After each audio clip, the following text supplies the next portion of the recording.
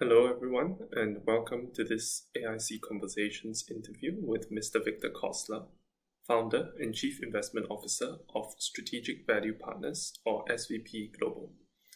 SVP Global specializes in distressed and deep value opportunities in the US and Europe, with approximately $10 billion under management. Victor, thank you very much for joining us today. Could you start off by giving us a brief outline of your background as well as of your firm? Sure. I have been in the distress business now for almost 30 years. I got my start. I really got my start running Merrill's global distress businesses. So when distressed really started in the early mid-90s as a business. And Merrill hired me to start a distressed investing program. So when I was at Merrill, I was there for about 5 years. I ran about $2 billion of proprietary capital, and I had teams of people working with me, not just in New York but London and Tokyo. With that start, I ended up working for two funds for a brief period of time and ended up starting Strategic Value Partners in 2001. One of those two funds gave us $100 million in seed capital, and that was the beginning. That was the start of the firm. I think when you look at the firm today, and Richard, we all pinch ourselves. I remember when I started to kind of raise money in 2001 and talk to investors, question was, hey, how much money would you like to raise? And I was like, boy, 500 million would be great. If that would be my life's dream, right? Yeah. So it's funny how these businesses have evolved and how people like us have grown and evolved. So we always kind of pinch ourselves with wow, it's been pretty amazing. SVP today, we have about $10 billion of capital. We are a specialist. We focus on distressed, event-driven deals, and loan-to-own deals where we have even majority equity control through a restructuring. So when you look at us, with our hedge fund, we have deals which are more liquid and trading oriented. A lot more of our money today is raised in a private equity structure, and that is where there are a lot more capital, and also, there are 9 companies today where we are majority equity owners with more than 51% of the equity, and these 9 companies have 15,000 employees. So for us, Richard, we just cover the spectrum of investing. We have about 130 people. And for us, they're generally split between New York and London. Half our investment team is in Europe, half our portfolio is in Europe. And by the way, I think you might get a kick out of it for this call. We were one of the first distressed investors who set up shop in London. We set up shop in London in 2004. And what do you think have been the main drivers of the growth of your firm in the past 2 decades? Do you think there has been a great increase in appetite for distressed investments?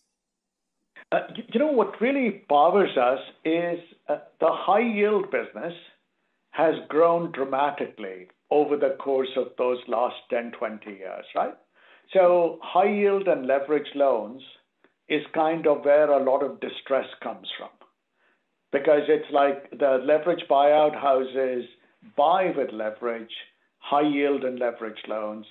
When they have defaults, that is where distress comes from. By the way, in 2008, the high yield business was $2 trillion. And as of 2020, it's $4.5 trillion. So great growth. Default rates in 2020 are expected to be 10%. Default rates are typically 1 or 2%, but with where we are in the default cycle today, default rates are 10%, which is like the highest default rate in about 11, 12 years, right? For most of those 10, 12 years, they've been 2% a year. So growth comes from the growth of the high yield markets and then these defaults. I do think there's also, Richard, as you look at people like us, the core part is obviously these busted leverage buyouts, but then there are ancillary markets which also get really interesting for us. So, for example, we've had large investments in infrastructure, debt, which was backed by ports or backed by toll roads. That's not part of high yield. It's the infrastructure market. We are making very significant investments nowadays in debt backed by hotels because we believe a lot of these hotels will go through a restructuring, right? So the distressed market, obviously, the core part is these busted high yield deals, and the high yield market is larger and larger, and it's US and Europe now, but it's also these other ancillary opportunities, which can be very big in their own right. Right. And could you describe some of the main considerations that are important to you when evaluating a distressed opportunity? There's a huge difference. When you think about kind of distressed investing, some of the worst businesses in the world get distressed, right? So there's a huge difference. In our mind, there is a huge difference. Not a lot of distress is completely uninteresting for us. A lot of these busted retailers, which are having problems, a lot of the yellow pages businesses, which have had problems, there are so many businesses in secular decline today. Those kind of businesses, just not so interesting. Businesses which are steady and stable, which just went through too much, which had too much leverage. Way too much leverage. Some of the most interesting investments for us. So you asked, what do we find interesting? We take a large part of the distressed business, we put it on the side. We're like completely uninteresting, right? The hardest thing in the world is, my God, how in the world are we going to, companies are declining like this. If the decline becomes a little sharper as a distressed investor, we become distressed, right? Yeah. Just not that interesting. So when you look at kind of some of the places we have our largest investments today, right? So our largest investments, like we own 2 toll roads. There's one in Texas, and there's one we are just finishing up in Portugal, right? Toll roads, they are monopolies and duopolies. They have 40, 50, 75-year concessions. Those businesses get levered. The infrastructure investor makes a mistake. They go into bankruptcy. That gets distressed. Very interesting. One of the largest investments we made in Europe is a company called Klockner Pentaplast. Klockner is a packaging company. They are in the food packaging, pharmaceutical packaging business, and they are a very recession-resistant business. By the way, in 2020, this year, the business's cash flow is going from 230 million to 290 million, right? And this is the largest investment we have as a firm, right? Those kind of investments for us, those kind of industries we find interesting. And by the way, it's not just the choice of industry.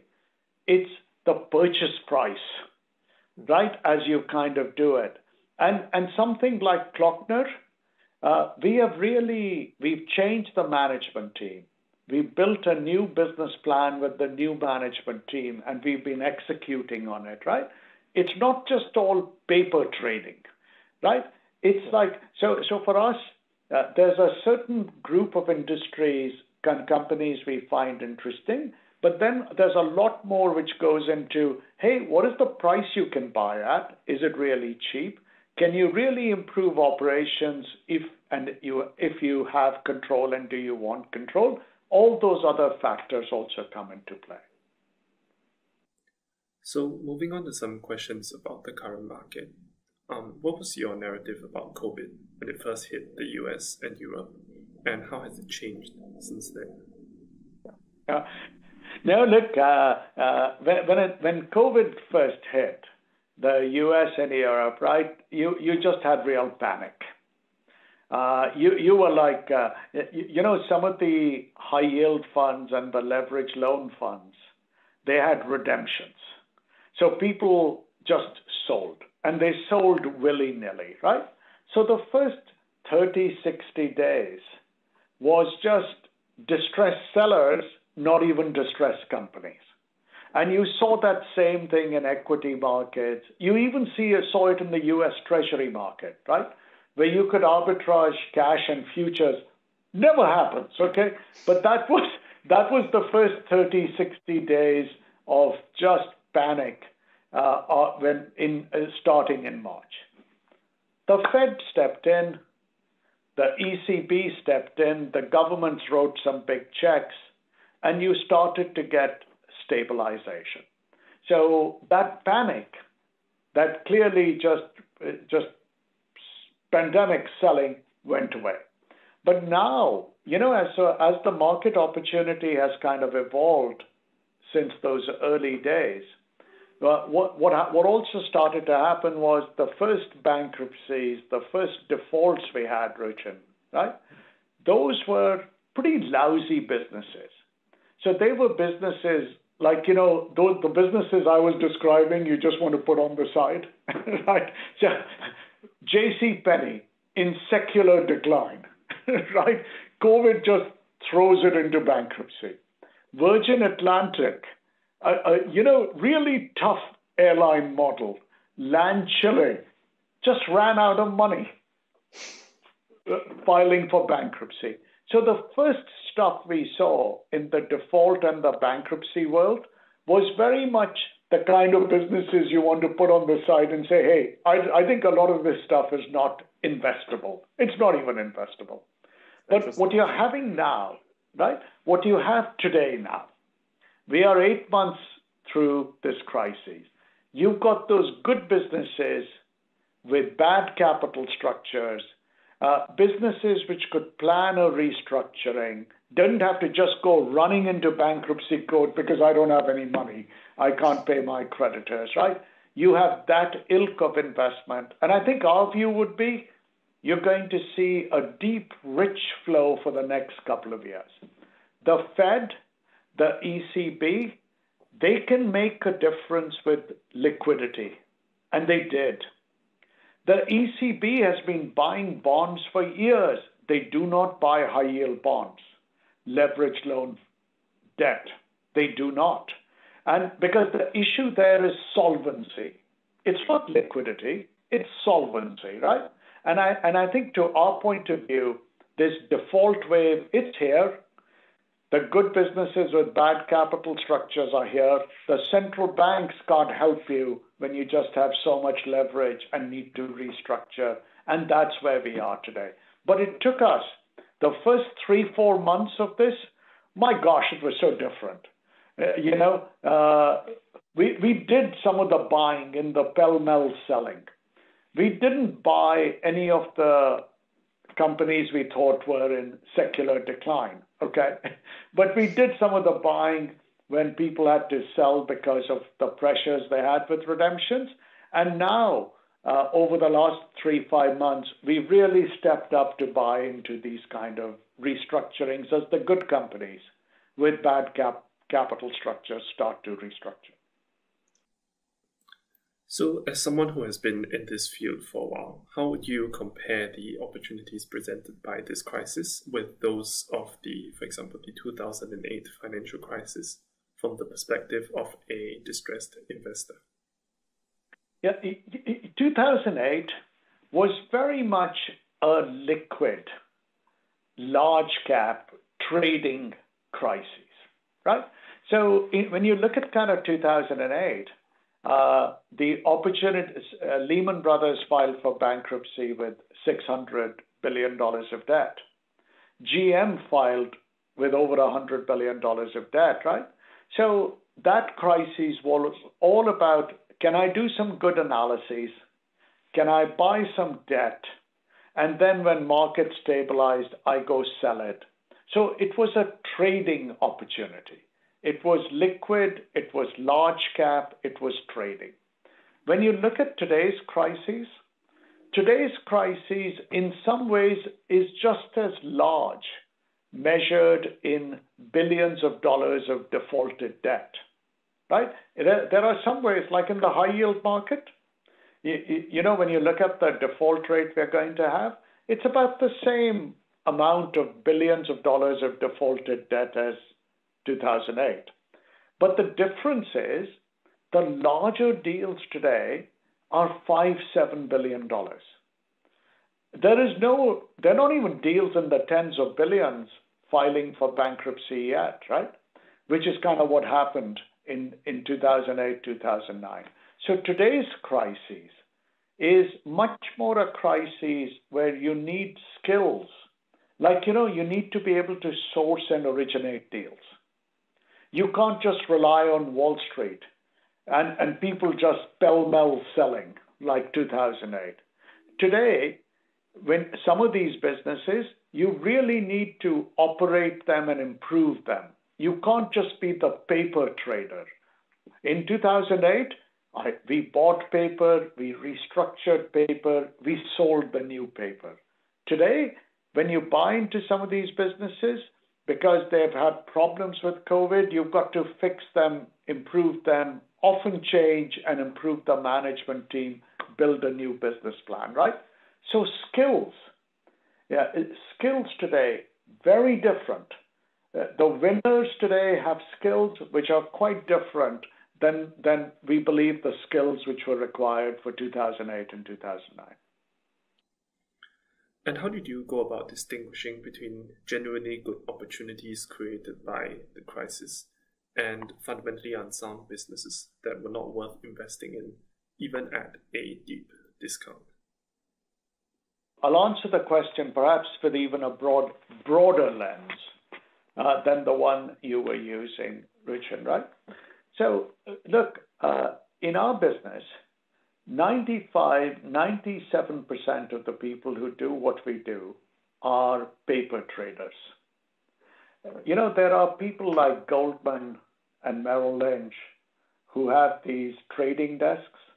And when the banks and the asset managers want to sell, they're the intermediaries, and then they sell to people like us, right? So most people in our business, 97% of the people in our business buy debt through Goldman and Merrill and these desks. They restructure the paper through a bankruptcy process, right? A Chapter 11 process or a scheme in London. And then the new debt and the new equity they get, you know, they might own 5%, 10% of the debt. They might end up with 5%, 10% of the equity.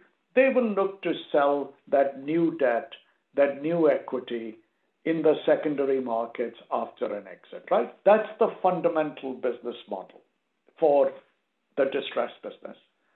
What we do, really quite different, right? So at one level, you know, when we think about sourcing and originating, we also, yes, we deal with Goldman and Merrill, but we also call some of the larger banks and the asset managers directly. The majority of what we buy today, we buy directly from banks. We don't buy through Wall Street. The other thing we do is when we really like businesses and we can get control, we become this hands-on private equity investor who really kind of builds value operationally, not just by paper trading, right? There are very, very few people in our industry, in our business, who have those kind of operating skills, right? So for us, you know, look, in a competitive world, and it is a competitive world, it's all about differentiation. It's all about kind of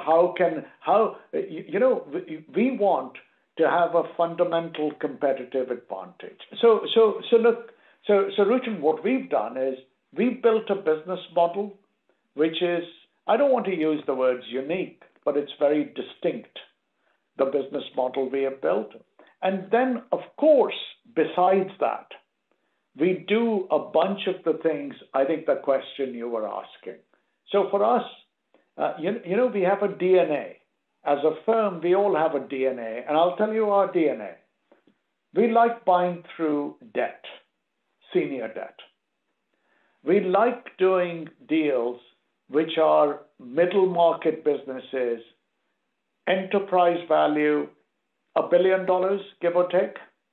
And we like doing deals where we have a lot of influence and even control. We don't want to be in a deal where we own 20% of the debt and there are 5 German banks who own 50%. The German banks don't want to do anything. They don't want to change the management team. They don't want to build a new value creation plan. Really tough. We like doing these old economy, hard asset businesses, right? Some of these technology-oriented businesses, very fast how they move, right? So for us, I think for us, we've developed a mindset approach after 18 years, that DNA. But I think those are the different things which for us go into kind of building a portfolio, and we want a very durable portfolio over time. But that's kind of how we approach it. So, as a shareholder during your investment process, what are some of the key areas of a company where you would commonly seek to implement restructuring or make significant changes? And is there any attempt, say, ever to overhaul the entire business? We want to, if you ask us, we want to buy into a business which has good bones, right? And then we can work on it. We can't change the bones. So I described to you Klockner Pentaplas, right? The packaging company. So the packaging company had too much leverage. And because it had too much leverage, it went into bankruptcy. And when it went into bankruptcy, what we ended up doing was, so at a very simple level, purchasing, raw materials purchasing, right? It was not centralized between the US and Europe.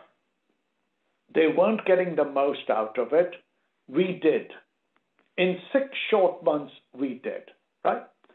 There was, at the same point in time, there were some real cost inefficiencies which had crept up.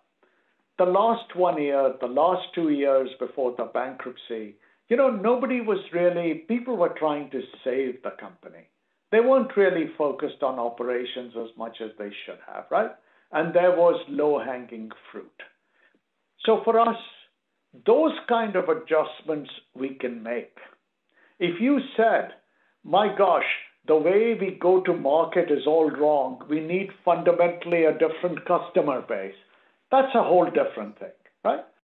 When we make these investments, Ruchan, we have a 3-year, 5-year mindset, not a 10-year mindset, right? So, what we find in our business is, a company, a lot of the companies which private equity buys, not everything, but the majority of what they buy, they're smart investors. They buy good businesses.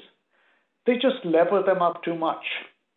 So some of those businesses just can't take the stress of a recession, right? Because they're just carrying so much leverage. And so when we walk into it, right, we realize we've got to change operational stuff. We know we might have to shut down some factories. We know we might have to put some CapEx into some areas. We know 7, 8 out of 10 times you're probably going to have to change a lot of the senior management team, right? Yeah. Although very workable. Reworking and changing the business dramatically, a lot harder, right? It's not what we really choose to kind of go after. Could you speak specifically about your views on two sectors, energy and automobile manufacturing? These are sectors that many nowadays would regard as being in secular decline, but do you think there nonetheless exist some opportunities as possible turnaround stories? And would you personally ever put capital into these businesses?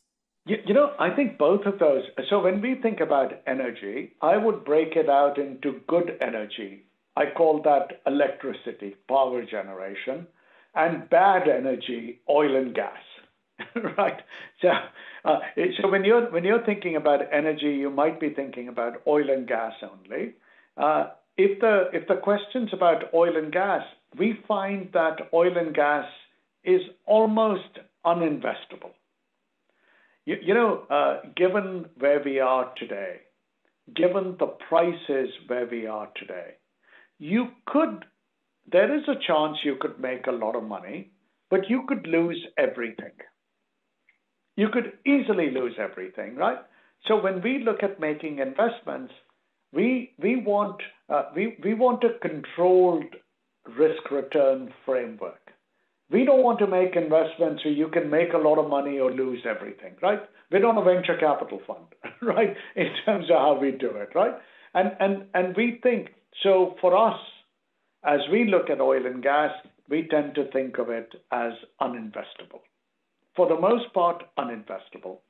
The auto world is also going through its challenges. So in particular, right, you've got these, you obviously have a very cyclical, auto sales are very cyclical. The auto markets are super competitive, right, just where they are. And there's a real transition going on from to electric cars. You put all those different things together with the kind of changes, and again, the pathways to some of those changes are hard. Look, we don't think autos are uninvestable. We think that you could make investments in it, but with the background I am describing, it's a really, really tough sector to kind of invest in. Ruchin, you're hearing me describe some of the things we care about. Most people think distressed guys are very brave, swaggering people. We are not, right? We have a really good sense of our limitations, right? And what we find is there are some really interesting, attractive investments to make because the high yield world is a big world, right? We don't have to do the auto deals or the energy deals. There's plenty of other stuff to kind of do. And I gave you a few examples of some of the largest investments we have. And how would you compare the opportunities in distressed debt playing out over the next 12 months in the US versus Europe, given kind of their pre-pandemic economic situation, as well as how the companies and governments within these regions are weathering the crisis at the moment? Richard, when you look at the US, in the US, we are really good at creative destruction. You go through a moment of time like right now, the companies default, lenders sell, the debt gets restructured into equity, and life moves on. Europe has gotten much better over the last 7-8 years, right? But it is still slower to react. So what is happening, like with this pandemic, what is happening is there's more restructuring activity in the US than Europe, just because of that. Now, look, so in the US, we are very good with creative destruction. Our point of view would be, for us as a firm, which is 50-50 US-Europe, we'll be a little bit more US focused for the next year now. Maybe 60% of our investments will be in the US in the next year. But what the Europe, though, is going to have a much longer runway for people like us, distressed investors. Europe came into this crash, into COVID, already struggling. Germany and Italy were almost on the verge of a recession. Europe came into this with $700 billion of bad loans on bank balance sheets. The US number was $100 billion.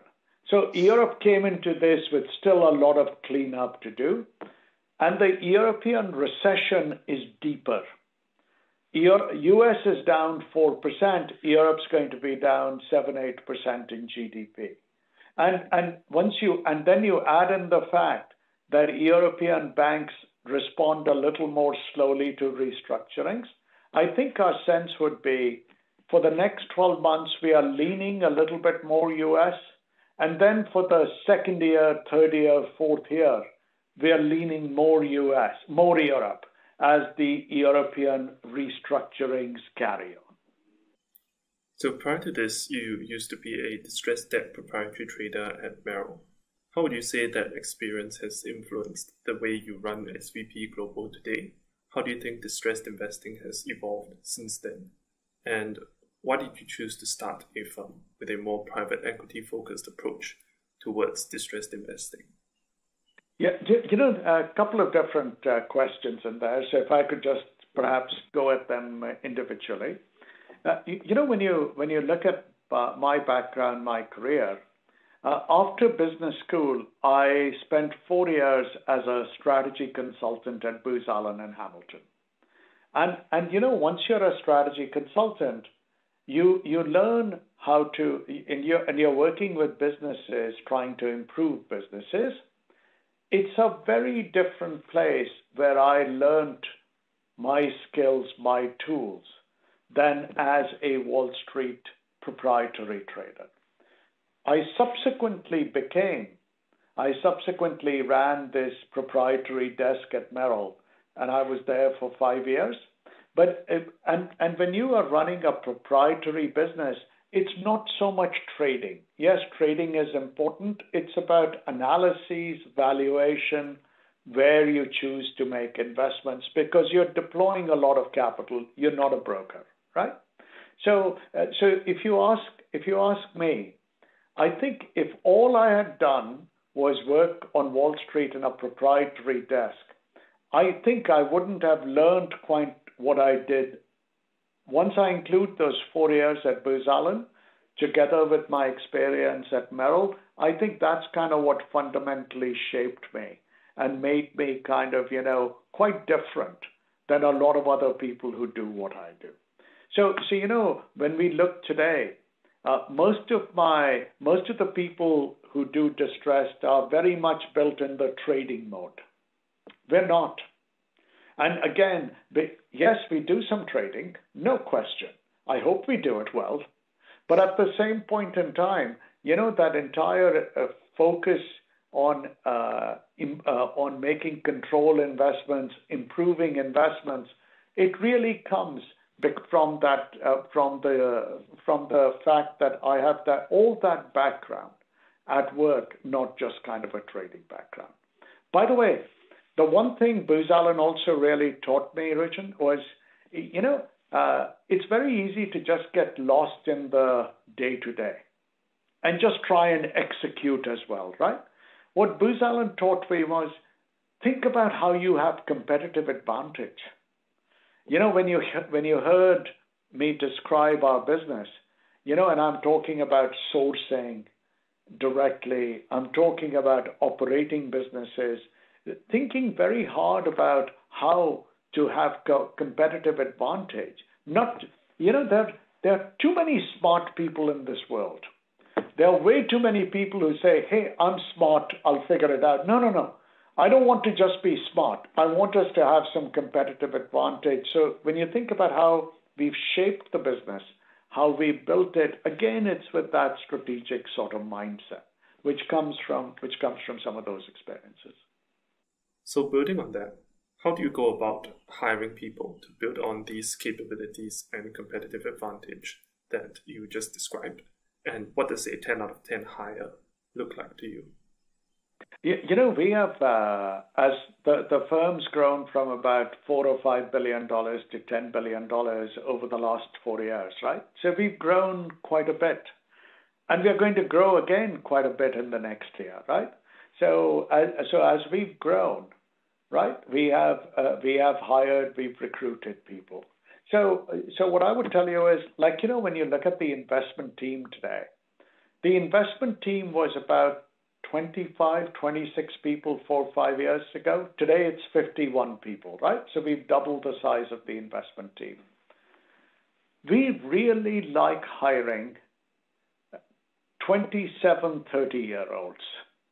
We really like hiring people who have 2 years in a bank, 3, 4 years in private equity. They may even have gone to business school, but that is the classic hire. Because, we do what we do. We are so different than your typical distressed hedge fund or your typical private equity fund. The way we approach the business, we find we really have to grow from within. So for us, that is the typical entry point. We will typically hire 2, 3 people between New York and London every year like that.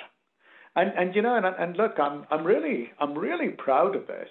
So today, I have 4 people, 4 senior investment professionals in the firm who work with me.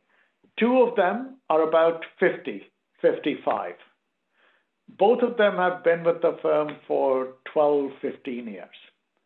2 of them are 37 years old.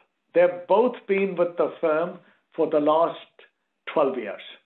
They joined us after working in fact, in both their cases, after working at Goldman, right? So I'm really proud of the fact, we have this emerging leadership, this talent, right? The way it's kind of developed.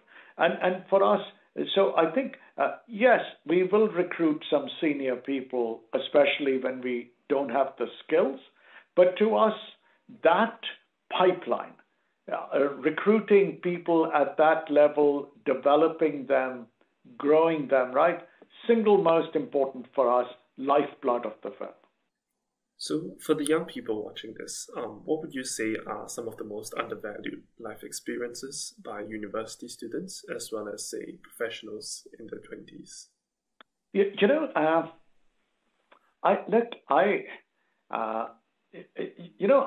What I would tell you is, I think drive is one of the most important ingredients, perhaps the most important ingredient to success. Not smarts. At a certain level, there are lots of smart people, right?